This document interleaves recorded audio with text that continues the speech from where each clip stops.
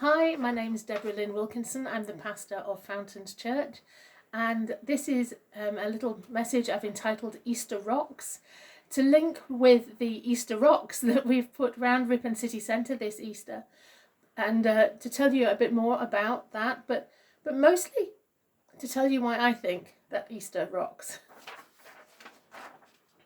Do you ever stop and wonder why Good Friday is called Good Friday? Didn't Jesus get killed that day? Wasn't death on the cross a particularly nasty way to go? Yes. Yes, Jesus Christ was crucified that day, sentenced to death by the Jews for supposedly blaspheming, pretending to be God, killed by the Romans to keep the Jews happy, but also to quickly get rid of a problem, supposedly. But you see, God had always planned it this way. From the moment Jesus was born, his destiny was to go to the cross. If you want to know a bit more about how his birth tells you of what's going to happen, then listen to our message, this week's message for Palm Sunday. Jesus came to bring good. Humanity always wants God on their terms, either safely controlled by religious rules and regulations like the Jews did, or disposed of as quickly as possible and the evidence buried, like the Romans, the Gentiles, did. Good Friday isn't about the bad that humanity, all of humanity, both Jew and Gentile, did to Jesus. Good Friday is about the good that Jesus did for us, for humanity.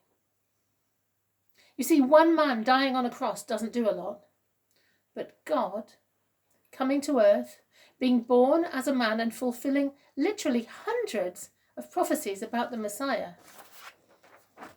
well, that's where it gets interesting. And when he chooses to die as a sacrifice for our sin, rather than just prove himself to be God, as so many of his miracles already had. In fact, when he entered the temple, he healed the blind. That was the classic sign of Messiah, the classic sign that God was at least either there or that his hand was on this man. But Jesus chose to die rather than prove himself again. He had already proven himself. And when he chose that, well, that's not just interesting. That's something quite remarkable. When the sky turned black for 3 hours at his death, and an earthquake opened graves, and even a hardened Roman soldier declared, truly this was a Son of God, well, then we should pay attention. But when 3 days later, the stone tomb that his body was laid in was broken open by unearthly power, and he was seen alive and well by literally hundreds of people, well, that's when hell itself is shaken to the core, and the power of death is broken forever. And that's why Easter rocks. If you'd like to know more about Jesus, please email us, text us, or call us. We'd love to talk to you.